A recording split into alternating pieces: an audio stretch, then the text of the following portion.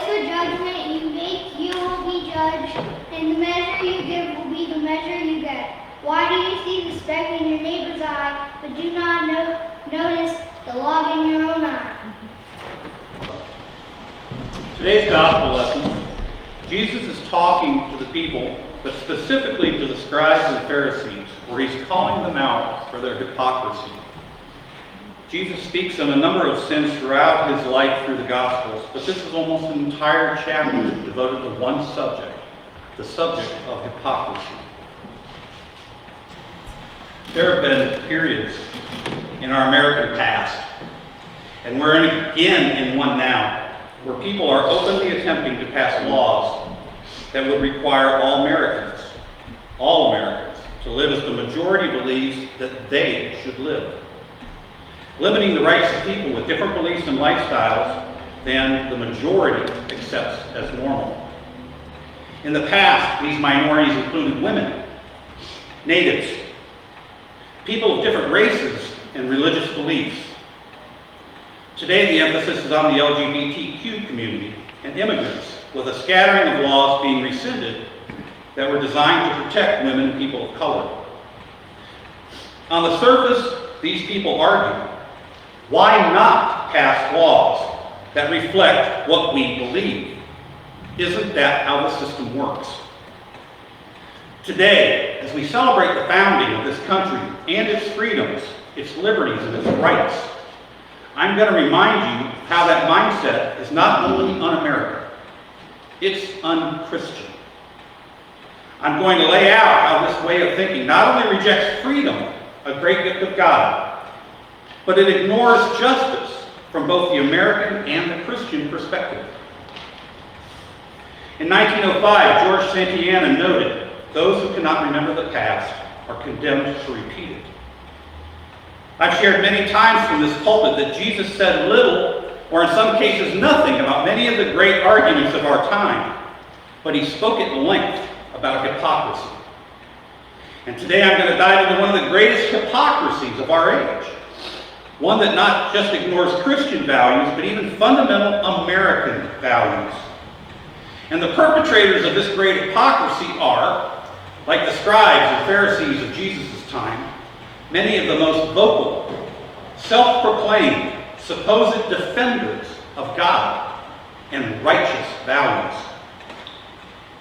Today there are a multitude of people who are so unaware of our past social mistakes, so afraid of people who are different color, different religion, different language, even different sexual preference, that they intentionally support profound injustices. They intentionally offend, injure, and even openly sin against those that they don't even try or even want to understand. Those who they don't want to tolerate, forgive, or accept. Choosing an example from our past, the Deep South has a long-standing reputation of ignorance, fear, and injustice against a wide range of groups. Racism against people of color, anti-Semitism against Jews, sexism against women. A century after losing the Civil War, the South was still fighting it. Jim Crow laws existed that didn't just support racism, they legalized it. To be different in the South, and South here means as far north as Kentucky and Virginia, once meant being subject to cross burnings on the lawns of homes and synagogues. I once worked with a really nice guy out of Little Rock, Arkansas, who was relating stories of when he was in high school, driving around in a pickup truck with some of his friends, and whacking blacks walking alongside the street in the back of their head with a broom as they drove the truck by. It seemed hilariously funny to him at the time. After all, they weren't hurting anybody, right? But it didn't seem so humorous to him anymore, now that he had matured a bit and experienced some empathy for the people that he once terrorized. A few decades back, the nation of Germany was struggling with the economic fallout of a disastrous war. Some uneducated fool stood up and declared that Germany was a victim of Western prejudice, and that it was the Jews who were at the root of all their problems. Jews who were jealous of their obvious Aryan superiority in physical and intellectual perfection. That man encouraged an entire country of God-fearing Christians to not just willingly, but enthusiastically commit some of the most horrendous crimes against humanity that the world has ever experienced. Those who cannot remember the past are condemned to repeat it. But to remember the past, you have to pay attention to it, accept that it actually happened, and compare it against what is happening today. But history is so boring. And current events around the world don't have anything to do with my life anyway, right? Nothing could be further from the truth. There are people who believe we should just ignore the arguments and conflicts of other people and to not get involved, to focus on ourselves and our own problems. But history has taught us that conflicts and wars over there are like wildfires, and if they're not addressed or contained over there, they quickly burn straight to our doorstep. Americans didn't want any part of the great conflict in Europe at the turn of the 20th century. But submarine attacks on American commercial and even passenger ships, and the revelation of German intentions of trying to ally with Mexico to war on the United States, sucked us into that war to end all wars. Americans had no stomach for yet another war in Europe, just a generation later, and we were in the throes of our own economic disaster that we called the Great Depression. But as we tried to remain neutral during those first 2 years of that Second World War, watching as Germany and Japan consumed their neighbors, we still found ourselves assaulted and humiliated on a Sunday morning in Hawaii. What history has taught us is that it's not possible to ignore the conflicts and wars of others, or even just other people's problems, because they will, like wildfires, eventually travel to our doorstep. So when we see a major nation like Russia annex a small part of Ukraine in 2014, just as Germany annexed Austria in 1938, we should take notice. And just as Germany promised that Austria was the end of their intentions for expansion, while they simply regrouped and strengthened themselves for their next round of invasions of Poland and Czechoslovakia, Russia followed the exact same playbook, attempting to invade all of Ukraine again in 2022, all the while declaring that they had no intention of doing so. As this unfolds, we can plainly see history repeating itself. And those with a recollection and understanding of history don't just see what's happening. They can see what's going to happen. Those with a recollection and understanding of history recognize that it's better to respond and support them now than to wait for our friends and allies in Poland and Germany and France and England to be invaded in kind. We don't want the costs of another war in treasure or in lives. But history has taught us that pretending situations like this aren't our problem doesn't make them go away. Just like people pretending that God doesn't exist won't make their judgment any less real. But there are other, equally pressing issues taking place here in the U.S., things that history has already clearly taught us, but that many ignorant and fearful people want to ignore for their own benefit. Here, religious extremists are actively trying to undermine the very nature of our American democracy through an intensive effort to integrate their personal religious beliefs into the fabric of our laws. When our country was just a scattered collection of colonies, most of them were also theocracies, places where the dominant religion and the laws of the land overlapped. Maryland was Catholic. Pennsylvania was Quaker. There were Puritans in Massachusetts and Anglicans in New York. These colonies were formed because the people forming them couldn't practice their beliefs the way they wanted to in England. But once these colonies formed here, they began persecuting other beliefs just as they'd been persecuted at home. In theocracies, punishments like stoning adulterers or burning witches and blasphemers, blasphemers being conveniently defined as anyone who disagrees with the local religious leaders of the moment, aren't just common and tolerated. Those kinds of punishments are encouraged to keep the peace and keep the people in line. Iran is a modern-day theocracy where the civil laws reflect the dominant Shia religion. Groups like ISIS do their best to force their ultra-conservative Muslim beliefs on other countries. Even Muslim countries that currently enjoy a wide range of freedoms, like rights for women and tolerance for other religions. Few Muslims actually agree with ISIS's extreme beliefs, but ISIS and other extreme groups don't believe other religions or even disagreements within their own religion should be tolerated at all. The punishment for rejecting their interpretation of the Quran are severe, with death and beheadings, not just comment, but publicly broadcast. To personally understand just how unjust this kind of system of government would be, we need only imagine how we would feel as Christians if a group like ISIS became dominant in American politics.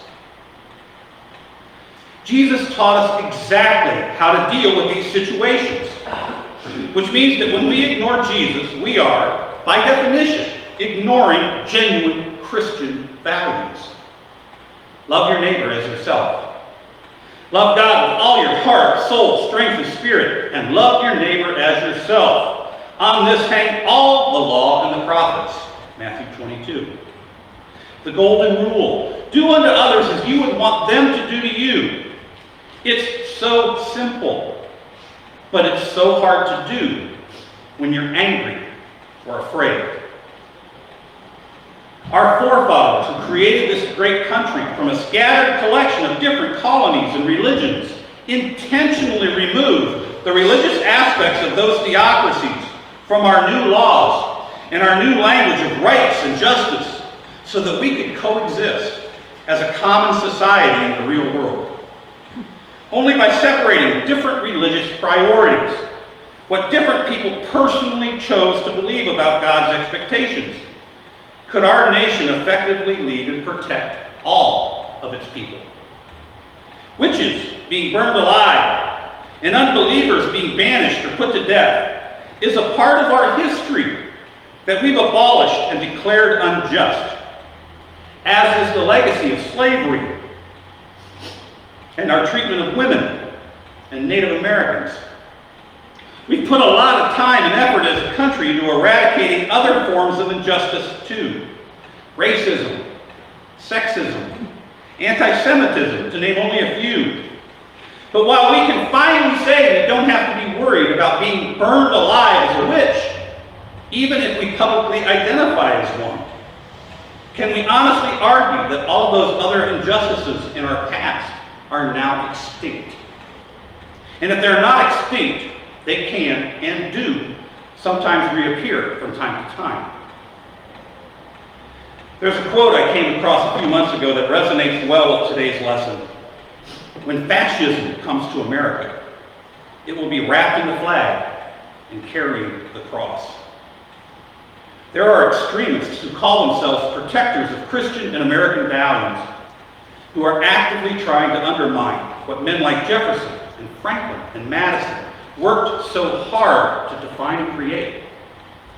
People who actively support drafting laws that take away the rights of people who are different from them because those freedoms don't align with what those closed-minded, frightened, self-focused, worldly people believe.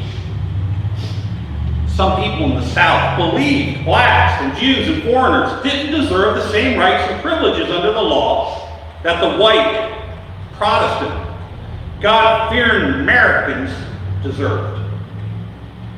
Those people supported and passed laws that undermined the rights and freedoms of millions that they viewed as less worthy than themselves.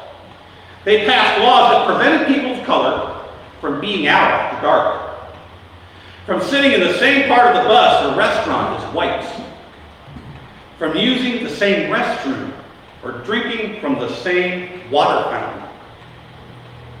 From the perspective of being American, the hypocrisy was stunning.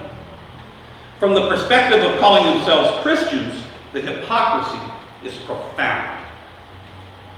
It's here in this behavior that Jesus' warnings about hypocrisy and being rejected at the time of judgment are easiest to understand. Political and Christian extremists who are actively trying to pass laws that remove or prohibit the freedoms of people that they disagree with today, people that they view as less, sinners, or unworthy of protection.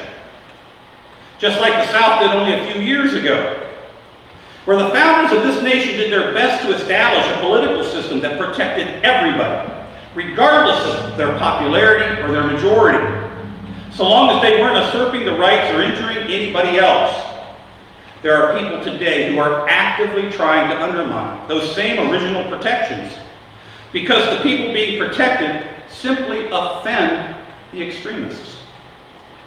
Some of the most ignorant and foolish are actively attempting to reestablish a theocracy here in the United States, describing their behavior as defending Christ and Christian values. You might ask yourself, what's the harm in trying to embed strong Christian values into our laws? And if you're asking that question, you A, have no familiarity with how horrible those systems have worked in the past, or even how in the present. Would you really want to live in a country like Iran today? And B, you've forgotten or are ignoring what Christ actually taught on the subject. Jesus told us to love and care for our neighbor, even the ones we disagree with, to treat them as you would want them to treat you. Those who ignore Jesus refuse to offer justice to others because they believe they're right. They refuse to offer mercy because they have the strength and the power to force others to do what they want. They refuse to forgive because their opponents deserve rebuke and punishment. And they refuse grace, rejecting those neighbors as sinful and unworthy of being loved. They call themselves Christians, but their actions reveal a very different set of beliefs. History and the Bible expose an unending cascade of hypocrites, people who said one thing with their words but lived in a very different way. Jesus railed against hypocrisy, the same hypocrisy that killed him. But those who cannot remember the past are condemned to repeat it.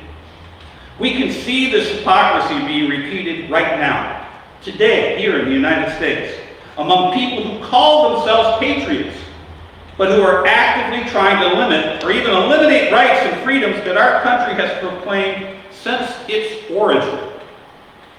We can see this hypocrisy being repeated right now, today, among people who call themselves Christians, but who reject the fundamental behaviors that Jesus taught and showed us.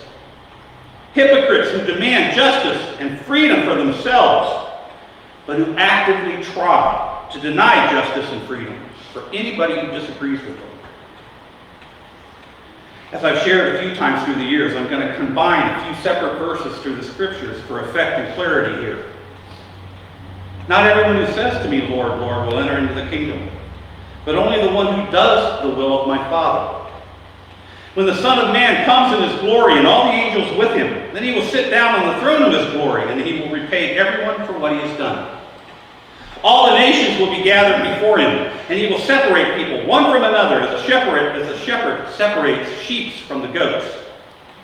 Then he will say to those at his left hand, you who are accursed, depart from me into the eternal fire prepared for the devil and his angels.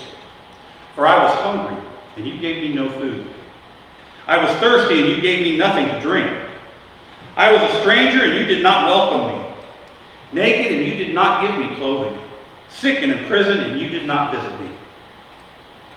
On that day, many will say to me, Lord, Lord, did we not prophesy in your name, and cast out demons in your name, and do many great works in your name? And I will declare to them, hypocrites, I never knew you. For you tithe mint, dill, and cumin, but neglected the weightier matters of the law, justice and mercy and faith. The measure you gave them during your lives will be the measure you receive.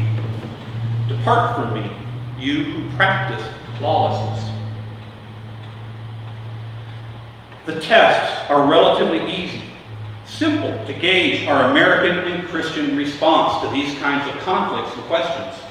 Just flip the question. Think Jews should be marginalized? Put yourself in their place.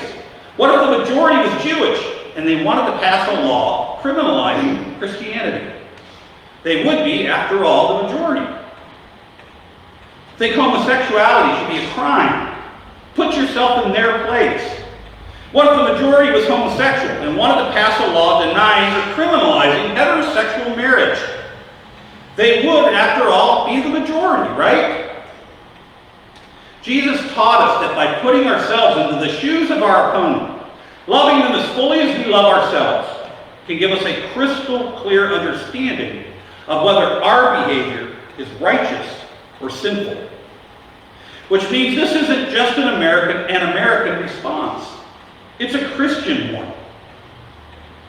People who call themselves Christian, but try to criminalize or even just marginalize people who are different from them, are no different than the self-focused, ignorant fools in our past who did the same. They've just become the self-focused, ignorant fools of our present.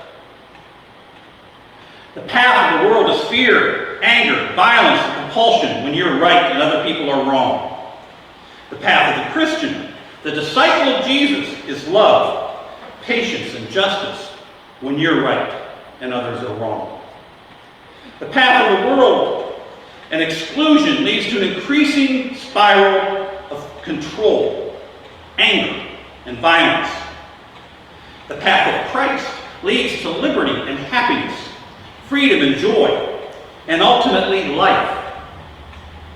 One only needs to look at the results, the fruits of each path, to clearly see there is only one choice to life, liberty, and the pursuit of happiness. We are all going to have differences of opinion. As humans, we have a choice in every conflict. Fight until only one version of the truth remains, whether it's by their or your surrender, or allow for the possibility that there may be more than one way of looking at this. And even if there isn't, that it may be better for you and your opponent to agree to disagree and allow one another to live as each believes their life should be lived. Endowed by our Creator with certain unalienable rights, and that among these are life, liberty, and the pursuit of happiness. Not just my happiness, or our happiness, but their happiness too. Regardless of how we believe that life, or their life, should be being lived out. Ben Franklin, one of the architects of our country, a new country based on freedom and liberty, and ruled by laws, not the whims of another king or military dictator, once warned us. Those who would give up essential liberty to purchase a little temporary safety deserve neither liberty nor safety. We're living in a time where a growing number of people who are afraid of others that they've made no effort to meet or understand, people focused on themselves and how best to improve their personal conditions, are willingly embracing leaders who ignore and openly oppose the laws and mock the principles of freedom and liberty that our country was founded on. Leaders who openly, repeatedly state that they would enthusiastically pass new laws against people that they don't agree with, and imprison those who don't comply. These people and leaders are not patriots. They are literally rebels, seeking a very new and a very authoritarian country than the one that we celebrate every Independence Day. Jesus, one of the founding architects of our relationship with God, the Messiah and the Word of God, once told us, love one another. They will know you are my disciples by your love. Then he warned us, indeed, an hour is coming when those who kill you will think that by doing so that they are offering worship to God. And they will do this because they have not known the Father or me. But I have said these things to you so that you will know when their hour comes, And you may remember that I told you about them. The people who ignore Jesus are not Christians. They are literally children of the world, focused on themselves and destined to remain in the world and outside of heaven for all eternity. You don't have to agree with something that you don't like. You don't have to do any of the things that other people do while you allow them to exist. But you'd better be active in defending the freedoms and liberties of others now. Because one day, there will be situations where your rights and freedoms will need protecting. But those who cannot remember the past are condemned to repeat it. And those who cannot remember the teaching and example of Jesus, the Messiah, the Christ, are doomed to something far worse than just repeating the hypocrisies of the past. Amen. Our closing prayer will be 429 out of the red hymnal. As you're turning to that, next week we're going to review something that we reviewed actually the second week of our church reinvention, and a look at how we were going to view faith going forward, and in hindsight how that faith has been carried out. The reading for the week is Luke 12. And the reflection for the week is, what is your greatest fear in this life? And where is God in that fear? Let's say together the prayer for our country on 429. O God, keep our whole country under your protection. Wipe out sin from this land. Lift it up from the depth of sorrow, Lord, our shining light. Save us from deep grief and misfortune. Lord of all nations, bless us with your wisdom, so that the poor may be upright first, and the rich may not be oppressors. Make this nation having no ruler except God, a nation having no authority but that of God. Amen. I'm Dan Thaxton, and I'm the pastor here in New Lebanon. I hope you found today's video interesting, educational, and maybe even a little intriguing.